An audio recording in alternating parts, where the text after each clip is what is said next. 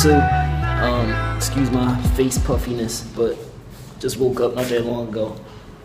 Today we're gonna go to a place called Gorée Island that has something to do with slaves. Try to get some shots there and also take in the experience. Right now I'm gonna go eat my breakfast with the fam, and then we're gonna be on our way.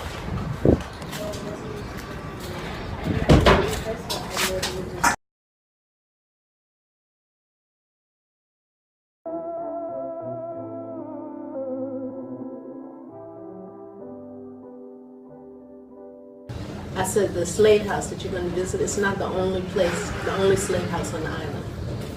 But it's the only slave house that people visit on the island. The other slave houses people lived in or they were torn down. So she was explaining to me that Gorée Island is not, how would you say it? It's not, people live there. People, yeah. Oh. Because she don't want to be on the camera. Okay, in this entry of the vlog series, my host had the idea of my nephew, Ikhlas, Siré, and I going to Gorée Island to get some footage there. Gorée is a district of Dakar. It's a popular destination for people interested in the Atlantic slave trade. They have like museums, slave houses, landmarks, interesting things like that that were preserved there. Explain what you were saying about the prices too. I'm probably gonna wind up paying $10. That's the American conversion, $10. And you and Siré will pay about $3. You know why?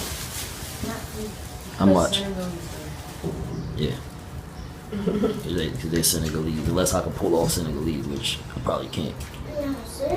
It is what it is. Alright, so what I was explaining there is basically that African Americans get charged more to visit the slave houses, the infamous Door of No Return, and the museums and so forth on Gorée Island than do Africans, which you would think is kind of counterintuitive since African Americans are the primary byproduct of the transatlantic slave trade. And I was making the point that you would think we'd be the ones to be charged less to encourage us to visit and learn more about our ancestry. Be very careful. If you take a car up here, people steal a lot of this. Yeah, I'm careful of that anywhere, regardless. And right after they steal, they get off. Yeah, I mean, that's smart. And very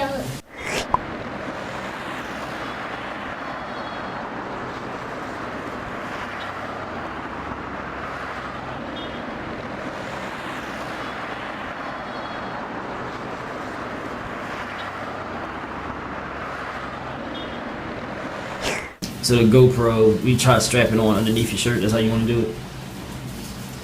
We thinking we might want to use the GoPro. No, you don't want to look at it. Why are you doing it? We thinking we might want to use the GoPro on the bus. On the car ride. If you don't know, the GoPro is a little small camera.Maybe strap that on under your shirt. That's how you want to do it. Yeah, I mean it's gonna be too obvious if it's on the front.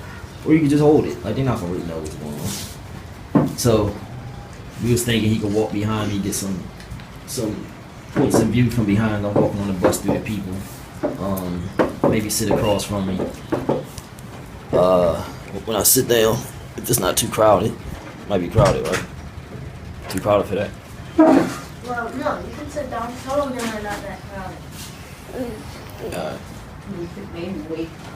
Try to find one that's not that big. There's a lady. She eats. Here, you know how she eats.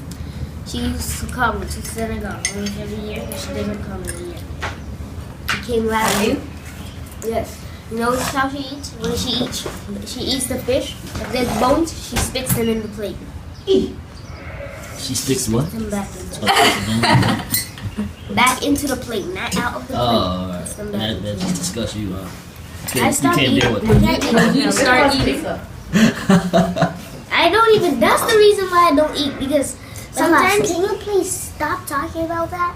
I was eating, and then I look at everybody, and I see how they're eating, and then I see oil on the plate, and then I start thinking that everybody's germs start spreading all over. You need to not look at nobody when you eat at all. It's funny because to grow up here, you would think you would not be like that. Right. We gotta get on Car IP. There's a lot of people on here, so we're gonna strap them up with a GoPro camera underneath his shirt here and see if he can walk behind me inconspicuously with the camera through the people. Try to get some creative shots like that. It's the GoPro right here. Gotta get the right attachment for GoPro.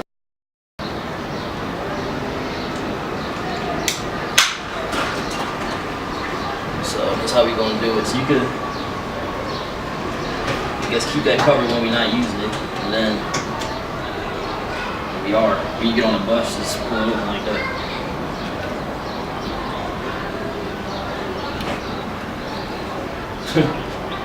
Make sure this doesn't do this. Okay. Okay, so what we did. Mais quand ça commence, Il faut que ça sorte par celui-là.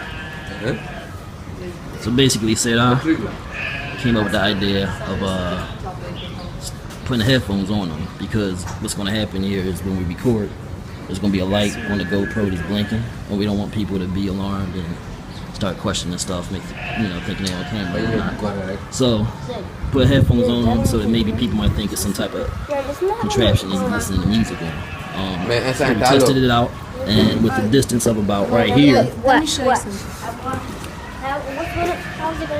with the distance of about right here, he'll get like the full upper part of my body down to the back of my knees if he's walking behind me. So it should work out okay. As long as, we don't get a whole lot of people looking and wondering what's going on. Alright?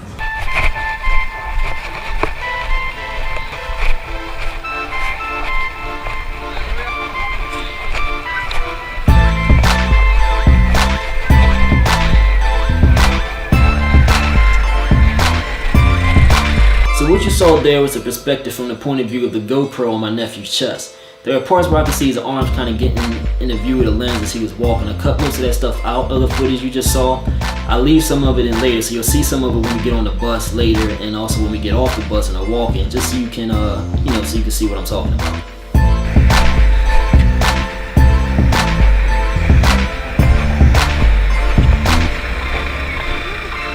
Right now you'll see us waiting for a car IP that isn't packed. And as you see, they stuff so many people in these buses that the operators literally hang off the backs and the sides of them. And they don't waste time waiting for people, so we missed about 4 or 5, maybe 6 of them before we caught the right one. They also have regular buses, but the car IPs are cheaper, and I guess they come more often and they seem faster. So what I'm gonna do right now is show you some footage from the perspective of the GoPro on the bus. We didn't get anything we could really use from this, maybe a couple seconds here or there, maybe some B-real stuff, but it was still an interesting experience nonetheless.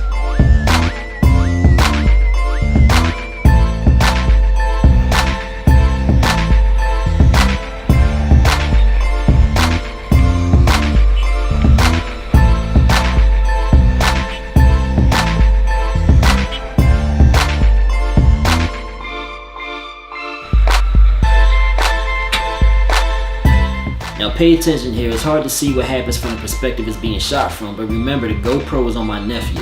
The car IP begins to pull off before everyone is off the bus, and I literally have to grab Iklas while I'm about to fall to make sure he doesn't fall and hurt himself trying to jump off the bus. So yeah, things got a little reckless over there sometimes.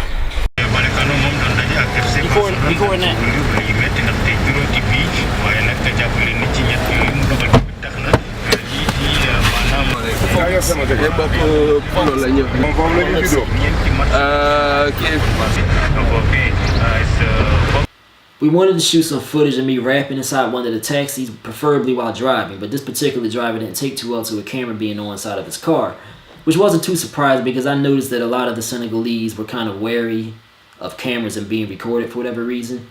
But with the help of Siri translating, we were able to negotiate him into budging a little bit and allowing us to shoot some footage of me getting inside of the taxi. Alright? But I'm giving directions to Ikhlas, who's behind the camera, to leave the camera on as I got inside the car, and then I will lip sync the rhymes so that the driver wouldn't know that we were still recording.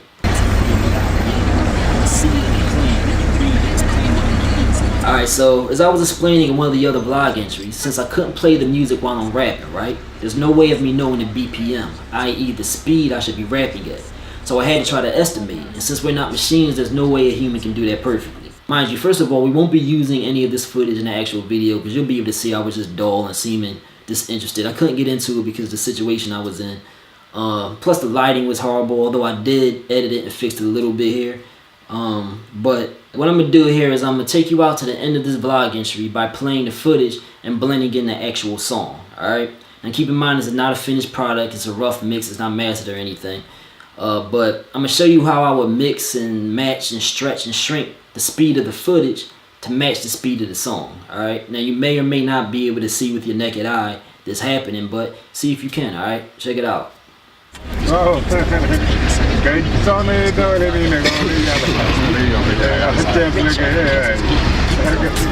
took me to the south, and I fought till I was free, but they had my deed branded, so the streets where I landed. Gave me dough to exploit my freaks for their cameras. Gave me jewels to flash as long as I keep dancing. Then I realized I first found my footing in the east on the Atlas, where I still had a lease on that black fist. So I went back and took my teeth out that sandwich and sunk them into a beat on the streets where the sun ravaged. Understand this, the culture can't take much more damage. So when you pray, face east for peace and the bandage with the sunrise.